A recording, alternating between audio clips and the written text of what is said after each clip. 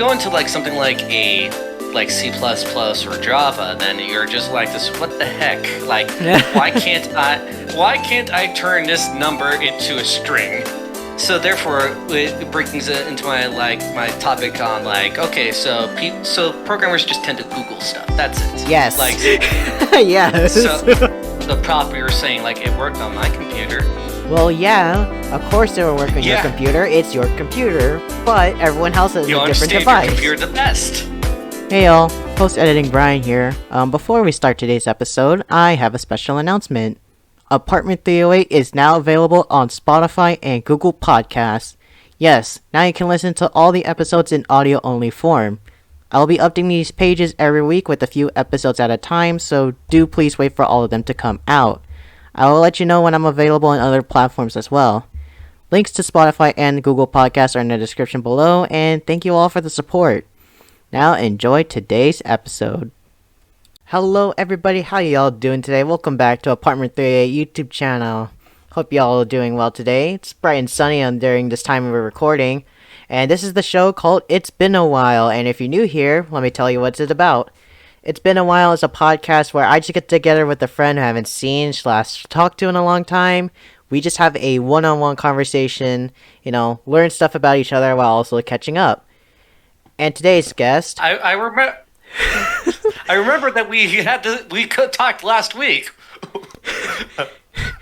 Well, as you can tell already by him messing up my intro, you've seen him last time on Let's Hang Out, where we talked about quarantine after a year later. Give it up for our buddy Ryan. Say hello, Ryan. I'm never gonna let you do a proper intro with me once. Not in my lifetime. God damn it, Ryan. Not as I walk this earth. So guys, we are continuing on with having one-on-one interviews with some of the people that you constantly keep seeing here in the apartment. And yeah, Ryan's been one of the actual roommates that have been on the show, well, been on the channel at least so many times that, it's about time we have a one-on-one conversation. Don't you think so, Ryan? Well, yeah, it's about damn time because you went through a lot of people before you got to me, and some of those people weren't your roommates. I know. I mean, I'm just joking. I ain't that petty. Yeah, I know. It's just like I said.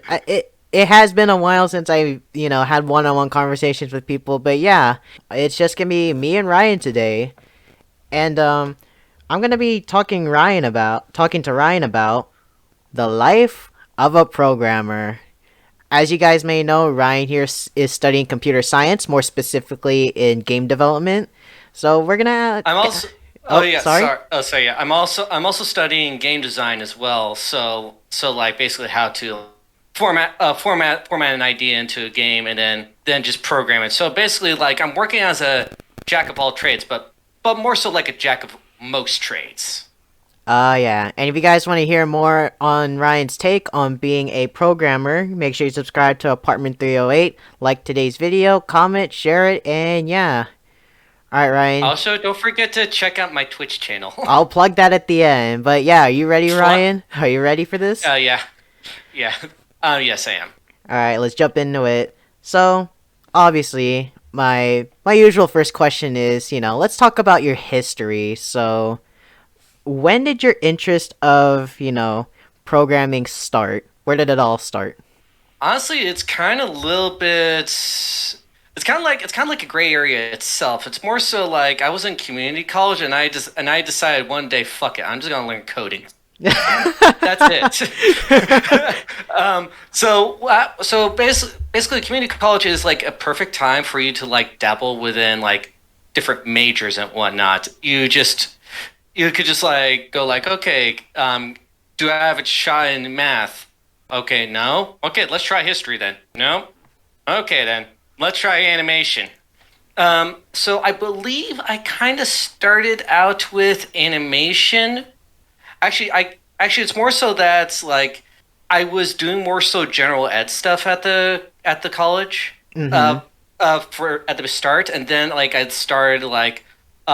started going to more focused classrooms, so stuff pretty that goes towards your major. So pretty much you were just doing everything. So you were kind of like an undeclared student at the time, huh? Yeah, but then I had to declare myself because that's how you get priority registration. Ah, I see, I see. So when Yeah, did you declare that you wanted to study computer science? I kind of declare myself as a computer scientist early on, but I had no intent. But I probably was just going like, okay, okay. I'll try this out because like maybe I want to because like earlier on I was just like this. You know what, man? Like it'll be awesome game development. So maybe I should like take a look into coding myself.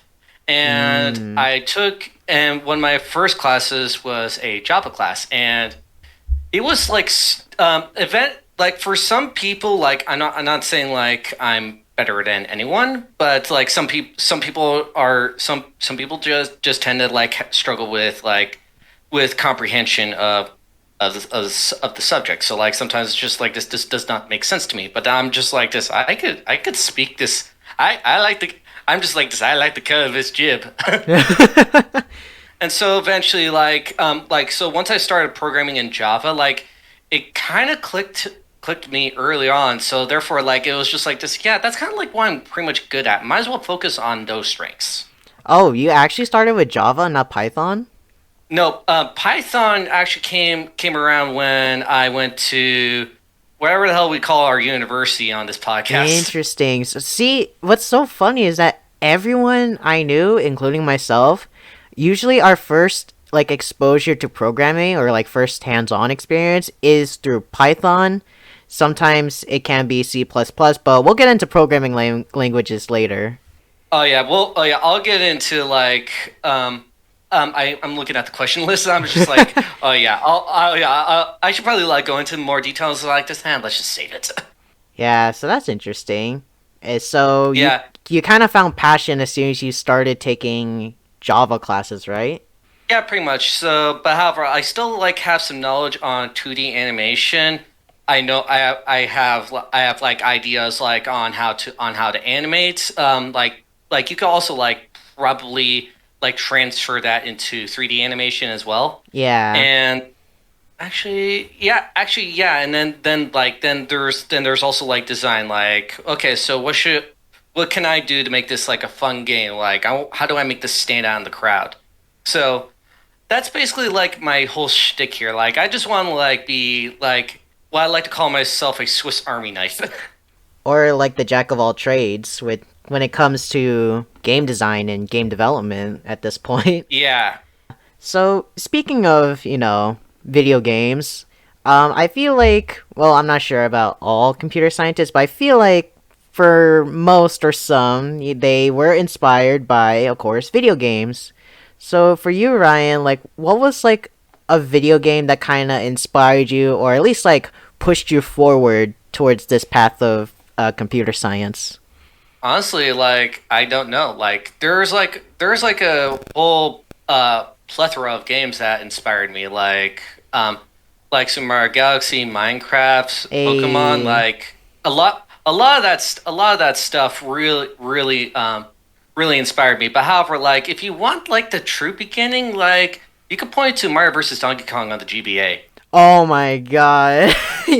That is I remember that game, bro. Yeah, I still have it to this day. Also, Super Mario Galaxy though. I that is actually a good game for the Wii. Oh yeah, it's a definite great game. And to those who haven't gotten the re release on Switch when it was out, shame. Um, Ah, rest in peace, Mario. he's still alive. It's just like Nintendo just I got real sick and tired when I found this out on the internet. Like people are just going like this Mario's dead. I'm just like no, they just decided to not sell some shit. Remember And people are that. just like is the Mario series canceled? I'm just like no. Remember that one meme I sent in our group chat, Ryan, where it's all like Nintendo Direct, Mario's Execution Day. Yeah, I remember that. I was just like this. Oh shit! Oh shit! There's like a new Nintendo Direct. How come I had never heard this? And I was like this. Oh, it's a meme. It's a troll one. Yeah. You You rose my expectations, sir, and how dare you? You never raise an expectations over Nintendo Direct. We got him, boys.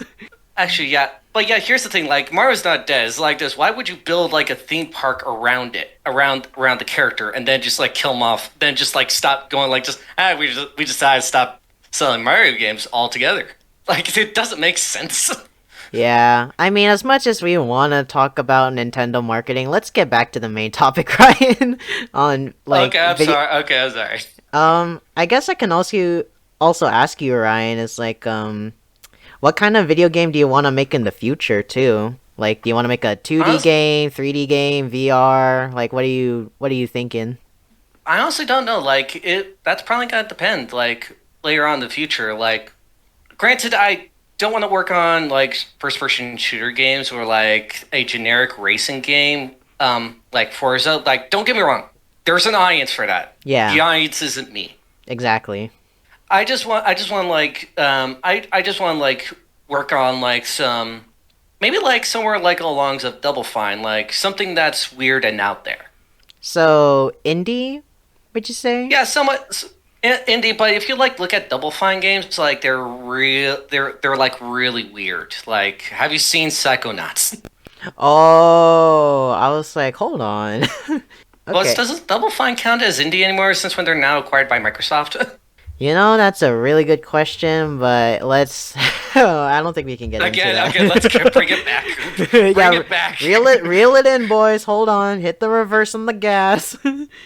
Yeah, so it does seem like most of your inspiration for gaming and kind of like your push towards making games, it really all surrounded about like Nintendo, specifically the Mario games.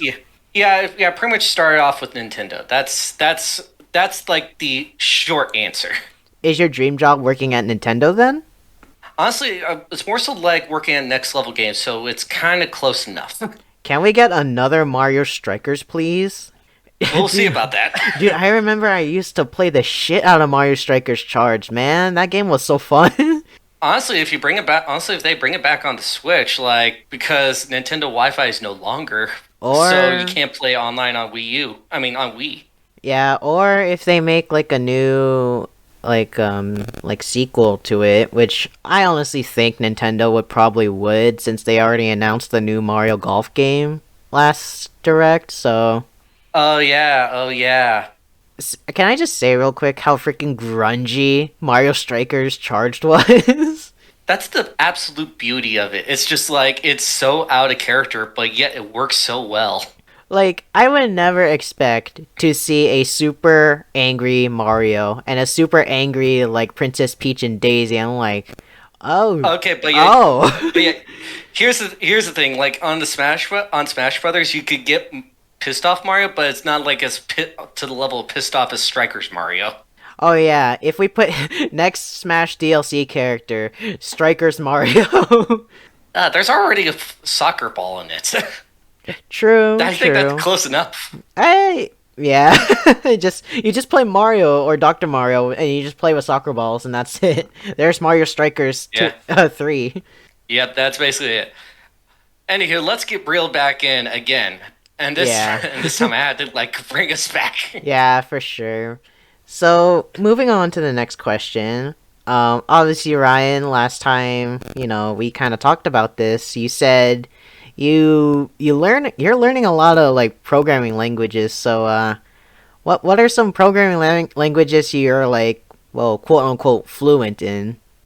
So basically I had to pull out my resume for this video just because like I All do right, forget. tech companies. Here's your future employer right here. He's about to read his resume right now. Em- Future employee, not employer. All right. So English for once. All right. Nah, So, nah. so what's your programming list like? I'm gonna go like in order on how I learned them. So Okay. basically, I started off with Java, then I moved to C++, then I moved to Python, then C, then C sharp. And then after that, it was like the internet-based languages, which are HTML, CSS, and JavaScript. And that's that's basically it for now, I believe. I'm still looking into different languages. Like I heard Rust or Lua can be good for gaming, but like for certain engines, I believe CryEngine works with C++ and Lua. But however, currently right now, like I don't have like the graphics card to run CryEngine on my PC, and Wait, that's mainly because really? thank you semiconductor shortage. Wait, what kind of And graphics card for you need for that thing? I don't know, but it certainly ain't mine. Like I Damn. tried it, like keeps crashing. So, out of these languages, which one was like the most easiest for you to understand when first learning it? Honestly, like it's basically like whatever's a C language because like whatever's like close enough to English is like the easiest for me. Um, So, like C++ and C sharp, basically? yeah, and Java also counts as well, and Ah, Python is also easy for me to understand because for some reason Python also counts as a C language, even though like its environment is based in C. but then again, like the language between, well, from my experience, C++ and Python are like super similar to each other, so it's just a few minor Yeah, differences. yeah. I think Python's more so similar to JavaScript. Yeah, and Or is JavaScript more similar to Python? I don't remember like what was the exact release dates of these languages. and like I said, for me, Ryan, I feel me and a couple other CS people, we all kind of started around Python, and then we move on to stuff like C++ and Java, and then we get into more of the more difficult languages that which is like C and C sharp and even JavaScript for Christ's sake. Gosh. Yeah, like for Python, it's more so like open ended for like first timer programmers. But however, Right. like once you go into like excuse me, if you go into like something like a like C++ or Java, then you're just like this. What the heck? Like, why can't I turn this number into a string? Oh my Why? gosh. Yeah. Um, and not only that, it's also like, why do these functions have to have a data type or a return type? Why can I just like make Yeah. it ambiguous? Oh my gosh, those times and when I used to be a computer science major, and now he's just giving me flashbacks, bro. I freaking It's here's the thing, like since when I learned it the opposite way of you, it's more so like just oh cool, it's like more so open ended. That's nice. But however, like I could definitely tell like some people who learned Python first and then like moved on to like Java could probably have like a little issue because like it's more so like not that open ended. Yeah, that's true. And someone has told me it's like if you master like one language, say like, oh, you mastered C++ first, you can pretty much understand every other language that's like, well, at least in the C library. I can't speak for the other ones. Yeah, and in the C like in like a C type language. There's like I believe it's called like I believe it's the category is just a C language. Oh, just Um, separate C language? yeah, so basically like anything that's derived like if the syntax is derived by or the syntax is derived by C. Oh, okay, okay. A lot of languages are actually based off the C syntax and I think Mm-hmm. it's probably because it makes the most sense. Well, in Yeah. my opinion.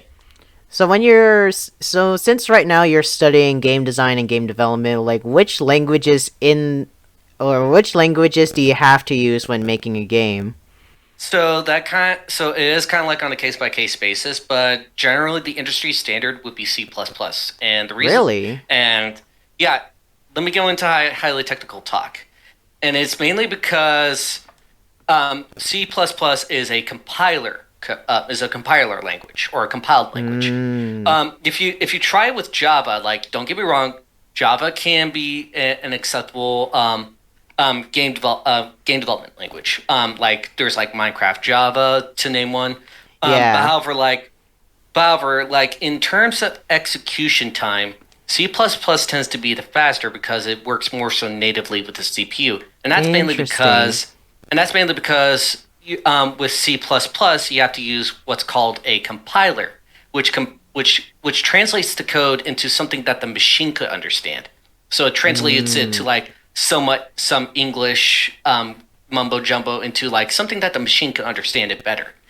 But however, for something like Java, it needs to be interpreted. So which means that there is like so which means there is a middleman at runtime that just goes like, okay, so it says right here the machine needs to print this thing out It's always the or middleman. display this. It's always the So middleman. yeah, and that actually and that could like actually slow it down. So that's why C++ is more so like a is more so like a standard, and it never had and despite the fact that the code is like pretty dang old, like hmm I believe it was made like around the 1970s if I'm correct, at least 1960s. I Yeah, might be wrong. I think one of my old professors said, yeah, like around 60s or 70s is when the C language got first introduced.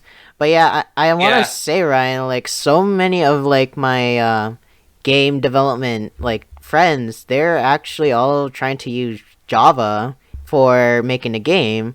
I was like, okay, then Java must be the industry standard. But you just completely said, not really. It's more of C++. plus plus. So but here's the thing. Like I said, Java can be used as a game programming language. Like there are a couple examples out there that actually do use the Java language as a game development language. It's just like it's not as fast as a C plus plus language. I see. And so like if you need like something more like fast paced, like a first person shooter or like a racer game, you're probably better off with a C with like a C plus plus language because you need it to run. What about But however, Oh, sorry. You finish up. but for like slower games like Minecraft or maybe like a just like a bloody simple game like it could like Java, even Python can work. Like Python does have like has a library dedicated for it. But I was however, gonna you need ask to get about through it. Python. Yeah, I was gonna ask if Python can also be viable as well. But however, Python is like used way less than Java. Like, Hmm. you don't want to like use it too often, I believe. However, if your friends are more so like using Java for programming a game, they will have no issues with C sharp then, Mm-hmm. because as the programming community calls C sharp, they call it Microsoft Java, and it's mainly because it's Microsoft's middle finger to Oracle, or at least Sun. I'm not sure which. Basically, like C sharp is supposed to like cover like the exact same things. Like one of the main things is that it has garbage collection, which and for those who don't understand is that whenever you're programming something like in a non garbage collected language, sometimes memory can persist like it and so therefore you need to release that so therefore the programmer has to manually release the memory in order to make room for more memory or else you're just going to run out. Thus is why Java and C sharp exist, or and also other languages that also use garbage collection, and that is mainly because it does it automatically. Like if it's been used less, it gets deleted and it's returned to the memory. That's basically my 2 cents on it. Learning It, coding with Ryan. I'm out of feeling that someone out there is just gonna be like, I'm actually. To be fair, like it's alright. Go ahead and correct me if you want. Like, Yeah, I don't claim myself to be an expert of everything, but but just do so yeah, respectively. it's just respectively. Yes, please be respectful in the comments. Plus, Stack Overflow exists, so it's not like everyone's an and expert in and everything. GitHub, bro. GitHub. And GitHub, yeah. Like that's basically what like a lot of programmers do. They just Google shit. Hey, bro, you going to the hub? It's like, oh, you mean that hub? No, freaking GitHub, man. Nah, go to the lab, Oh the my Git lab. gosh. Um, Anyways, uh, anyways, moving on to the next question, Ryan is well, for this question, we're just gonna talk about in terms of programming assignments. So for you, Ryan, with Mhm. your vast knowledge of these languages, how long does it like typically take you to finish a project or a homework assignment? That's difficult to like put it in a time frame. Is it does it It's just some vary from assignment? It varies from assignment to assignment because like sometimes it's just more so like you understand what you need to do and it's more so like so it's more so like just aha I got this. Then you just type it out and then you just get it done like within like maybe like 30 minutes or so. So it just And so it just other varies yeah, then. in other cases like again like not I don't believe every programmer is the master of everything. Like there's gotta be some gaps in knowledge Yeah. here and there. Or there's like some tools that are inside of a programming language, but it's never like what's the word? But it's never like well known. So therefore, it brings it into my like my topic on like okay, so programmers just tend to Google stuff. That's it. Yes. Like Yes. so yeah so sometimes like it could like go around for like it could go like around at least like 30 minutes or to a couple hours to maybe like a week, oh, to maybe like a week or two. So, and that's mainly because like I said, like people don't know. Not a lot of people don't know everything, but however we decide to do research, and sometimes like research does not go your way. Like there will be some points where you're googling something and it gives you like a totally different answer than you want, and you're like, just no, I no, and then you just constantly like formulating like, how do I reword this? Yep. Maya, like I know it's not a programming language, but it's a 3D modeling software. Maya is one of those things I tend to like have that issue with, and Yeah. that is because like I just go like, just how do you do this in Maya? And then there, and then it just gives me like for like so like if I tried to type in something into Google like how do I do insertion sort, I would get like multiple links all the way down the page that talk about the same subject and how to do it. Even like in different codes. Maybe unless if you just type in like Yeah. C++ or Java inside there just so like it weeds out the other languages. Right. However, for something like Maya, like since when it's like a robust tool, it just goes like this. Okay, here's how you do it. Nope. There's like multiple links, and they all say a different thing. Some of them Mm. there'll be like every once in a while you'll like get two links that say the same thing, but however it just says a different thing. So therefore, you just gotta have to like click on the link and then just try it out, and then see if it works. If it doesn't work, back undo, back to drawing board. Well, the thing Next about link. the thing about that, Ryan, is that since you said that like Maya's kind of more like yes, it is for 3D modeling, but also you got to remember it's kind of like an art tool. And when it comes to art tools, since I'm a graphic designer, there's like more than just one technique for you to create something.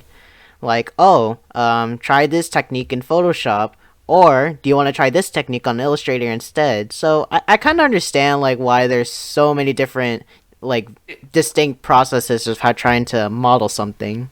Bobber, it also kind of like goes down to how well the developer has Yeah. documented. Like there could be you could have like the best like the caviar of software out there, but however the documentation great page just seems like it was written by a kindergartner. Yeah, you seen those So, memes, Ryan, where it's all like the art tutorial. Man, this looks so easy. When I try to draw it, why does it look like shit? that's basically it. It's just like, but however, it's more so.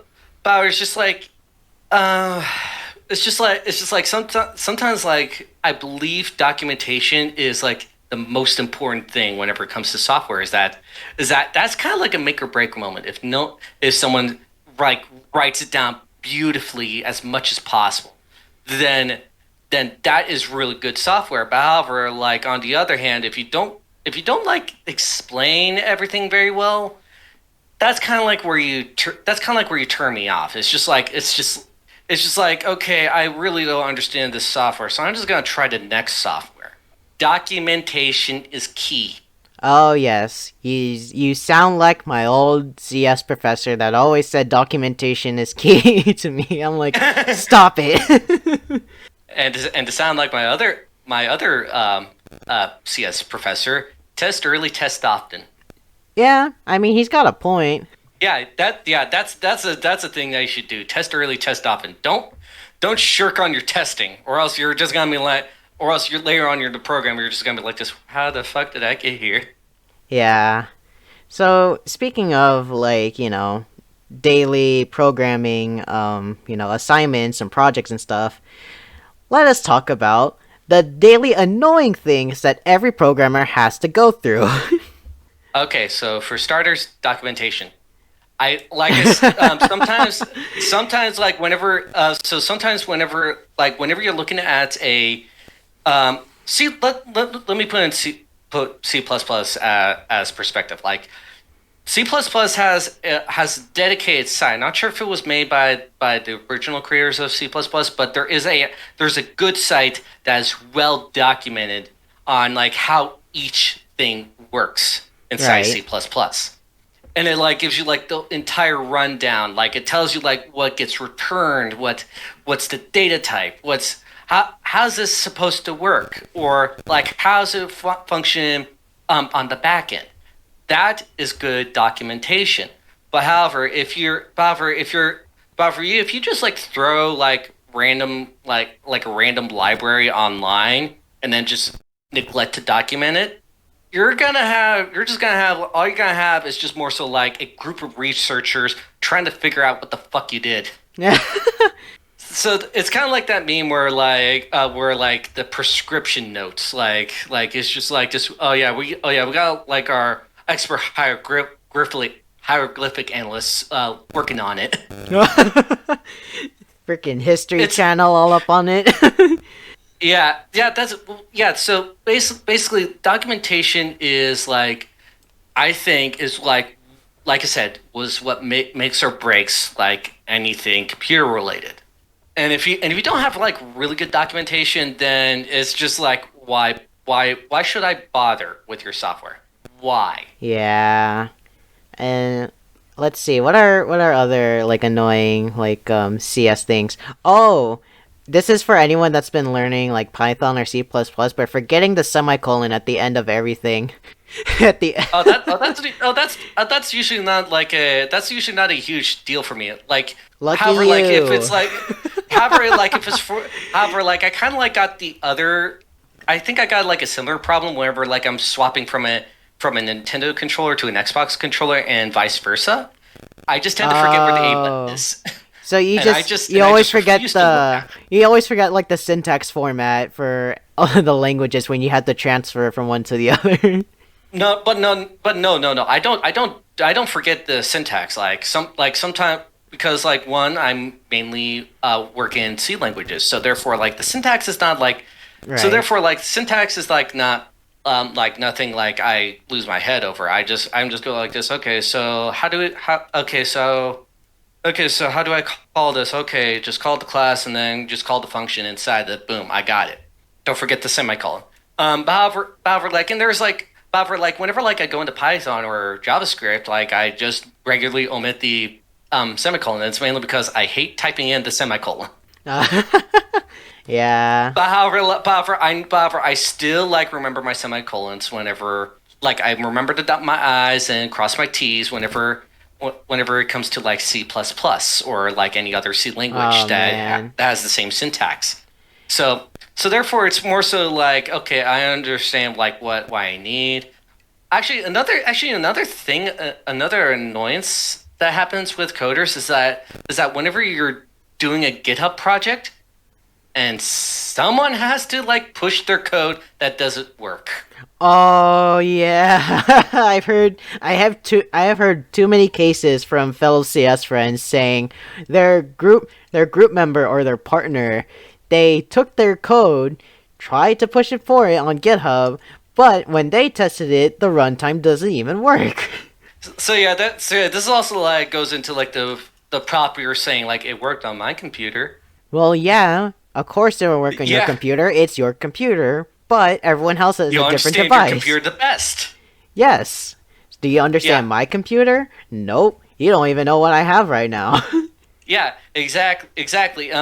But however, like there will always be that one person who just decides to like just good enough, pushes it to GitHub, maybe merges it into the main branch because and that is uh, a no.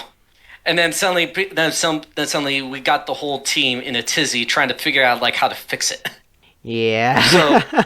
so yeah, please don't make it. So if you're a computer scientist and you decide to do this, don't make us clean up your shit, please. Like we already have our own shit to deal with it. Just focus on your shit and keep it quarantined on your end. And Yep. also another thing is that when I learned C++ for the first time, Yeah. like I was once again I was transferring from a an interpreted language to a compiled language. So Mm-hmm. for Java, there's like at least one universal interpreter, and it's most likely commonly used, and that is the Right. Java virtual machine. However, there are so many, and I repeat, so many compilers, different variations of a C++ compiler.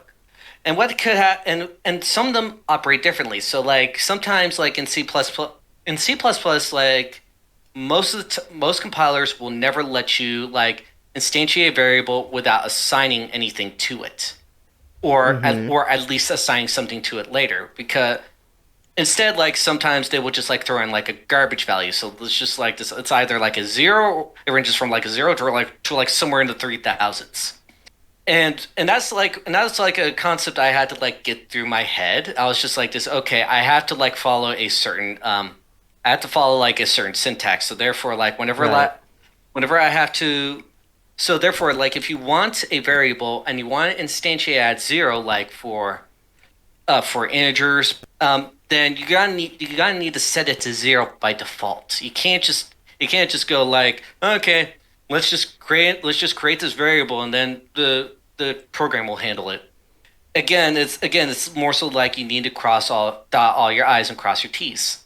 Yeah. Always gotta make So sure things are always nice and set up perfectly, or else.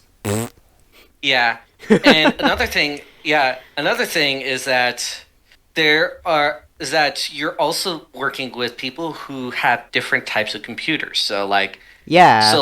Sure you might be dealing with like a lot of Windows users, but however, have you ever considered that you might be dealing with a Mac user? Or what about a Linux user? Yeah. Okay, Linux users are kind of rare these days, Ryan. Linux users are kind of rare. Are you sure about that? Well, I mean, in terms of Coming from a CD student.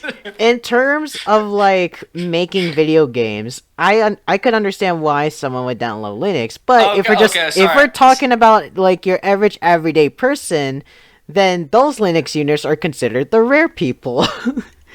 Okay, sorry. I'm sorry. I did not realize you were thinking about game development. I was like thinking about software engineering as a whole Yeah, I or mean, programming as a whole. like I said, for if you're most Linux users I've met in the graphic design department, yeah, they said they mostly use it for their 3D modeling or their game programming. So I can understand that. Honestly, like for game development, I think like Windows is like the best option because guess what? It's the one that's the most diverse. That You is could very like true. you could jam like an AMD CPU, put an NVIDIA graphics card in it, or you could just swap it out. When will Ryan get And the 3090? oh, please don't remind me. Fucking chip shortage. um, I've been trying to goddamn Newegg shuffle, and it's not working out for me. However, not only that, it's just like Windows PCs can tend to like get close enough to a regular console hardware. Sure, there's like development kits like have you seen that PS5 development kit that looks like a little V? Oh, Don't know why. yeah, yeah. Yeah, that looks nothing like the end product. even like with the Nintendo 64, there was actually a development machine dedicated to it. But however, like Oh, nowadays, yeah, but however nowadays it's just like computers are getting more and more powerful, and so are the consoles. They're kind of like in this co-evolution thing. yeah. However, Apple decides like screw it, let's just use ARM processors. We'll just use a processor that's that's mainly used in mobile devices. Yeah. Don't get me wrong, don't get me wrong, it like ARM processors are really really powerful. However, however, it's more so gonna be limited to like content creation or just general working. Just to point. All right, just to throw this out there. I don't hate Macs myself. I just no. I just don't tend to use them. It's just basically everyone's just personal preference at this point. But yeah, Yeah, it's you pretty kind of much first. it's like you said, Ryan. When you are trying to share code with other like other fellow CS people, then you really have to consider that not everyone's gonna have the same machine as you, and not everyone's gonna have the same operating system as you. So you gotta get used to it. You gotta adapt. Definitely. Yeah, and you gotta be like have courteous programming when it comes to this. Yeah, So like I said, just make sure that your code actually works before you push it. just overall, just be nice when you're programming. Just be a nice person. Be nice to yourself. Be nice to others when you're programming. Just don't make us I hate you. I don't care if you're a total dunce. I don't care if you're a total douchebag. Just make sure you write damn good. Wow! Shots fired. If you're a total douchebag and you can't write shit, then just get the hell out. Damn. No, Beware, everybody. I'm just joking. Yeah. So Well, actually, I believe that's how most companies operate. It's just like this. Okay, you better know how to program. yeah, and we'll get into tech companies in a bit, Ryan. But I want to move on a bit. So that was kind of Ryan's like brief history and also what Ryan has to deal with on a daily basis when it comes to info programming. Now we're gonna try to apply this to more the real world slash future stuff. Can I just say one more thing about the previous question? Yeah, what's up? I don't have to deal with those annoyances a lot because like I'm mostly in CD classes, and some of those classes are like have to deal with like web design or game design, which are mostly comprised of CD students. However, they don't know how to program, and so Yes, therefore like, and so, that was me. and so yeah, and so therefore when it turns out they found out that I was a programmer in the class, or in this case like I absolutely announced that I was a programmer in the class, they were they were just like flocking over to me, Oh just like, yeah, oh my god, everyone can was you program in C sharp? everyone was Can trying you to gun program for in you. Everyone was gunning for you that day. I felt so bad. Well, I kind of like did like the same tactic I did with job hunting, is that I just blanket covered. I did not realize that they were gonna go. I did not realize they were gonna like immediately email me after class. Yeah. So And for those who are watching this, I'm sorry. I'm sorry, like for breaking your hearts. yeah, it's That's just how okay. business works. That's just how the business is. Nothing personal, kid. All right. So now moving on, Ryan. We want to talk about some of the more, the more real world things in life. So since you are studying, game development and game design, we did kind of touch on earlier in this episode, like how about you and your history with gaming. What potential like game company you might want to work for, or just any tech company. So in some of the current games that you're playing, Ryan, is like, what are some of like details you think you can fix, advance, or just completely change in general? That's a good question. Like, I bet everyone has like a laundry list of like even non-developers have a laundry list of like, Right. okay, here's what I would have done differently if I knew how. See here, it's more. I would say like like for me, it's just like kind of like small fixes here and there. Like sometimes Right. like they do get covered in sequels. Like for one, when I first played like for one, when I first played Super Mario Maker, what was one of the people's main thing that they wanted the most? What? Slopes. Yeah, that's one of the biggest things that they wanted. Oh, so that way Mario can Yeah, actually slide down. yeah. I I was like during that time I was like thinking it was just like this. I could have just like what you could have just done was just like you could have just like created like tiles that have like a certain degree of slope. Like there's like the really steep, the neutral, or the not so steep. However, that got gotten covered in Super Mario Maker 2. So guess that's covered. What else would be a case? Geez, like there's like a lot of stuff. Actually, Yeah. one of the games I've been playing lately is Beat Saber, and it's mainly because like it's still quarantine. And I need to find a way to exercise. But don't quote me that say I said it was good exercise. I just say I just needed some exercise. See, video Um, games are beneficial, guys. I'm telling you.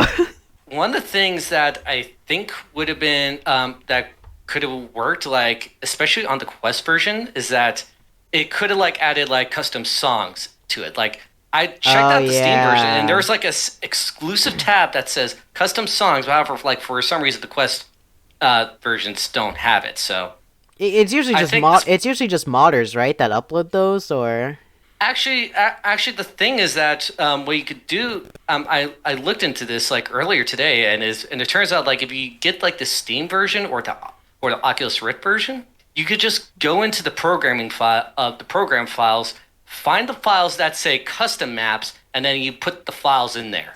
Oh, but in It's term that easy. No modding required. You just figure that shit out. I was actually thinking more towards of like excuse me, making these custom maps. That's usually modders, right? Or, do they auto generate So for you? yeah. There's like modders or people who auto generate it for you as well. Mm, However, if you're looking at like something like the Quest versions, but I don't know about PSVR, so I'm just gonna avoid that. Is right. that for Quest, there is absolutely no support for custom maps, and so therefore there are people who create a mod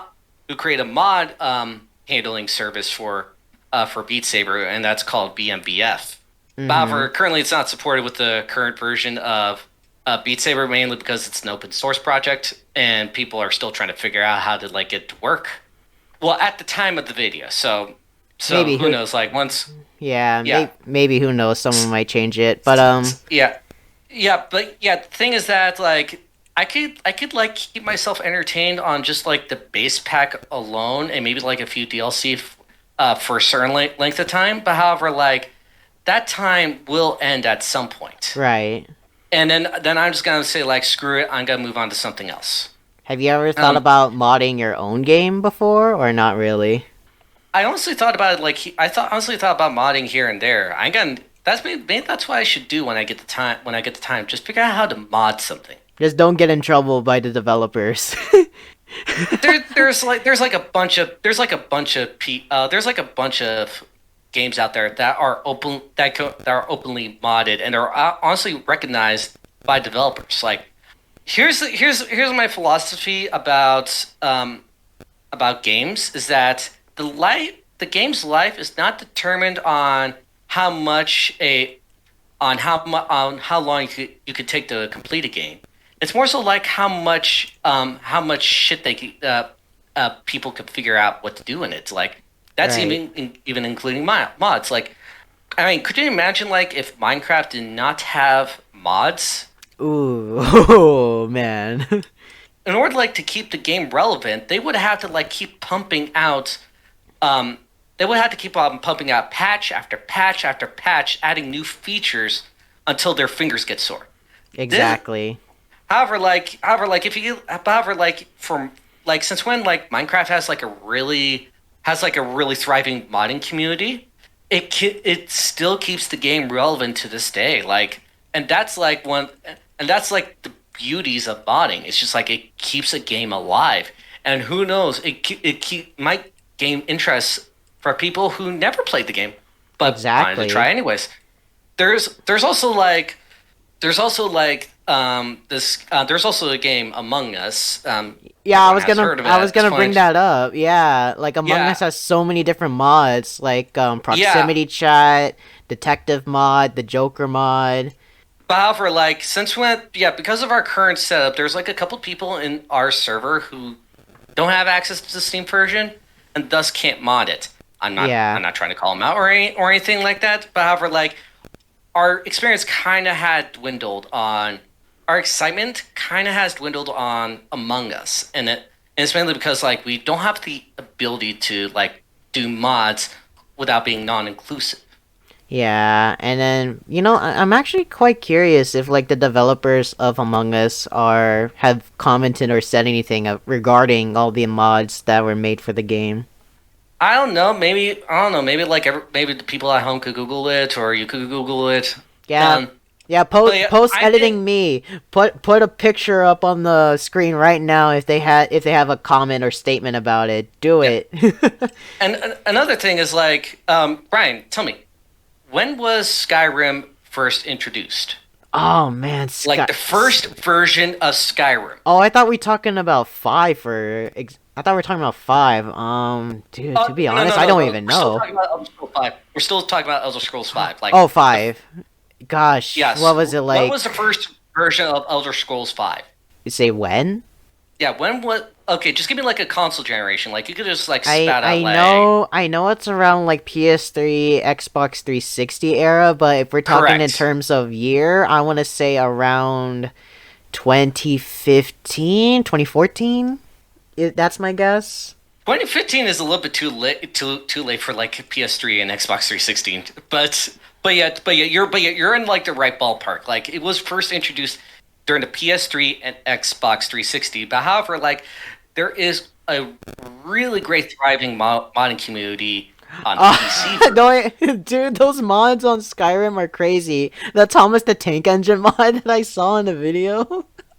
Yeah, that's like how people stay interested with those games. Just like it's not like how much crap you could cram into a game. It's how much crap they could cram into a game, or Yeah. how much enjoyment they could get out of the game. Like, I mean, like I could count how many videos that people were trying to exploit the swing glitch in GTA 4. Yeah. And, you know, That stupid swing launches you across the map.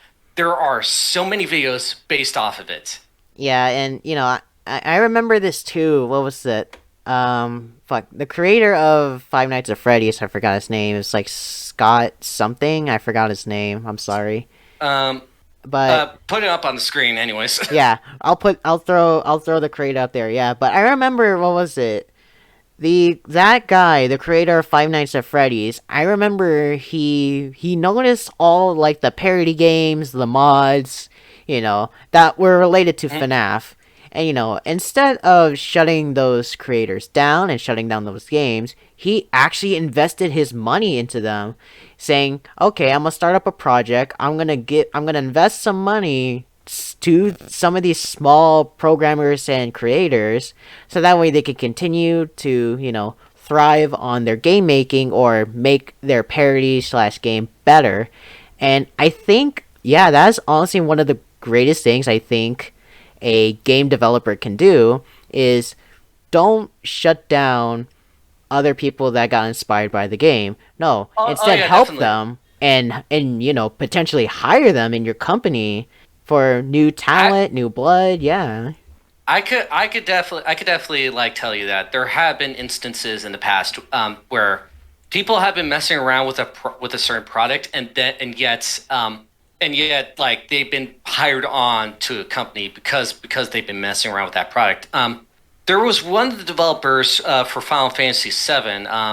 I forget who, but there was a PlayStation service that appeared on the PlayStation One, and it Right. was called Net Eurose.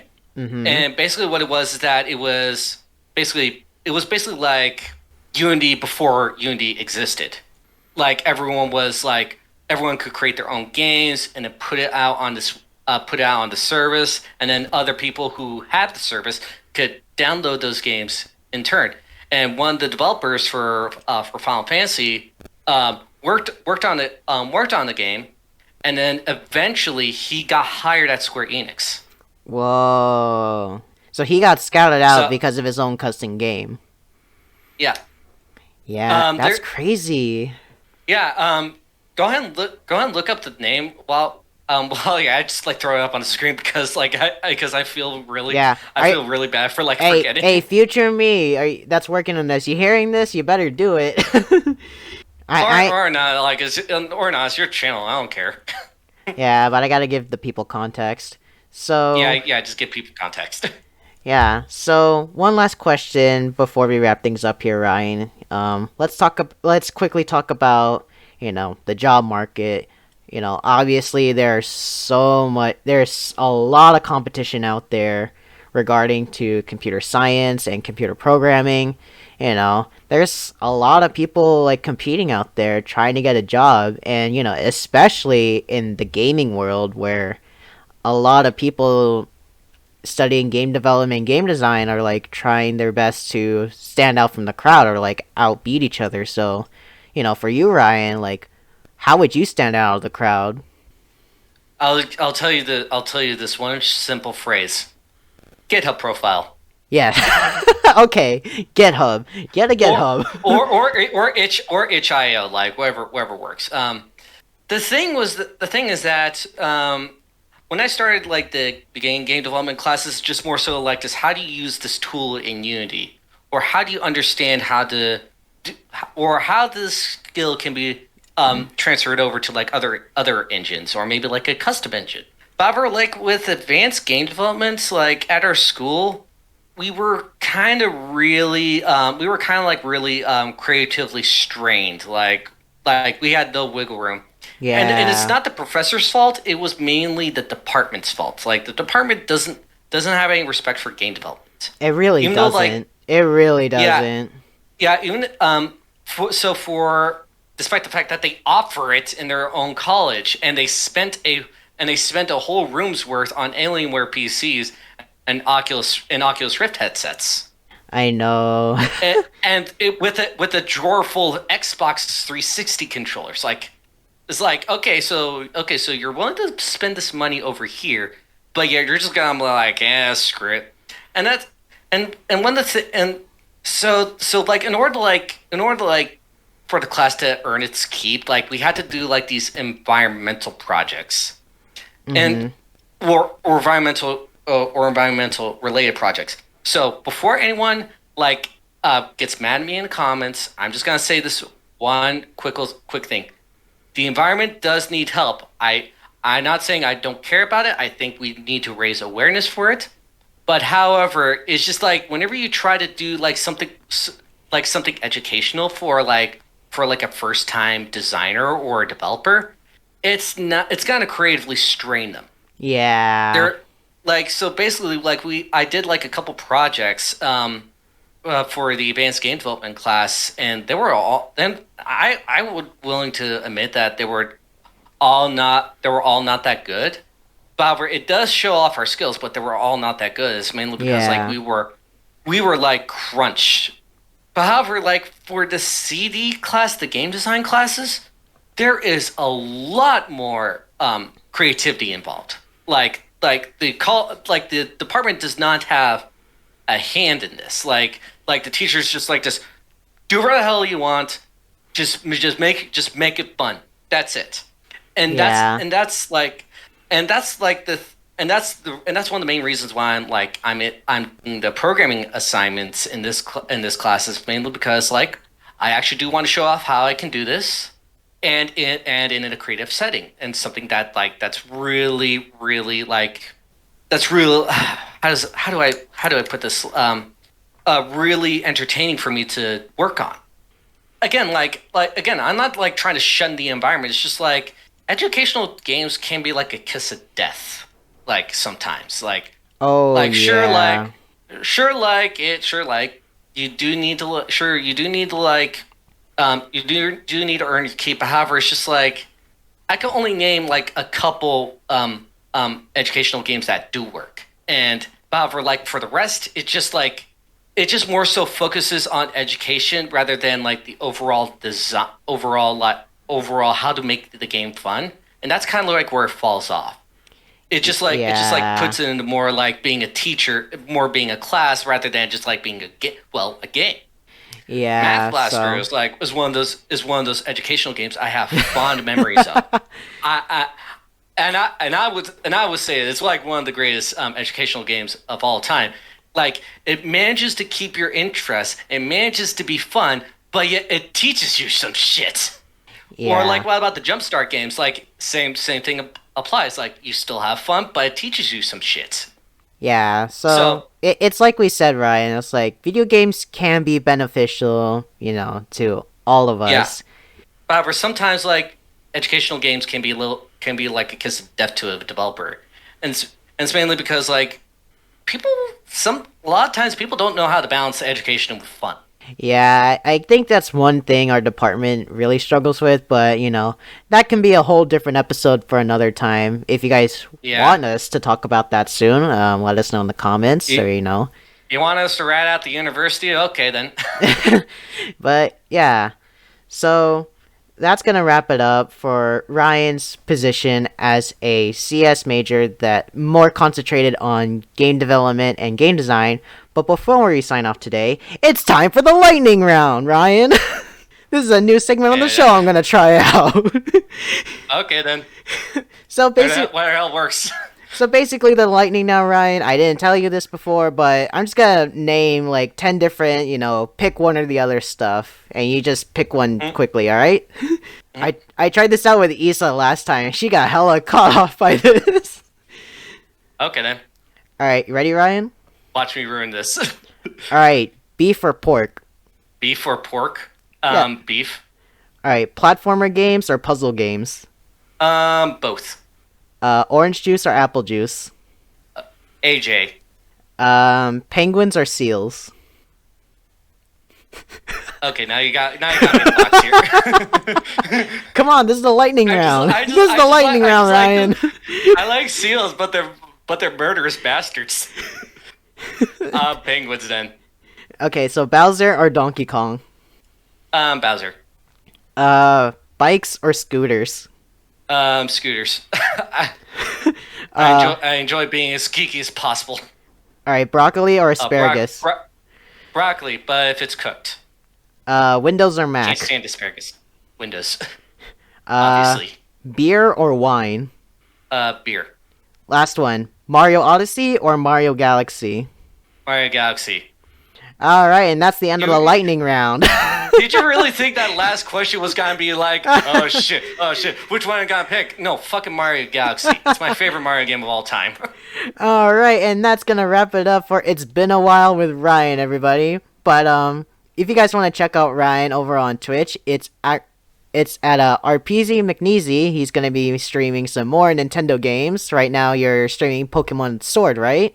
And And I'm also streaming. I'm also have like a separate series called Millennial Plays, which is where I, a millennial, born in 1996. Some people call me Gen Z, but wherever the hell ever. And and it's mainly I play these retro games that I have no experience with, and it's just like me. It's just like kind of like first time, but maybe not. Sometimes like I do have an appreciation for retro games. So on Mondays I'm doing Super Mario RPG Legend of the Seven Stars currently. so that's gonna be it for It's Been a While, guys. Thank you so much for joining in, and also thank you, Ryan, for being today's guest on this show. Oh, no problem. It's always a pleasure to actually screw the show up. Okay then. So, guys, remember to subscribe to Apartment 308, like today's podcast, and if you're a computer science major out there, go tell us in the comments about your experiences as a CS major. Are you studying game design and game development like Ryan, or are you more of a network security guy or, internet programmer Or you forgot software engineering. or a software engineer? Yeah. Uh, or you could just comment on how wrong I am, which I'm expecting. Do so respectfully, please. So, Constructive criticism. anyways, guys, yeah, like, comment, subscribe, share this with your friends, and yeah, thank you guys for being a part of today's episode, and we'll see you guys over on the next one. Bye bye. Bye.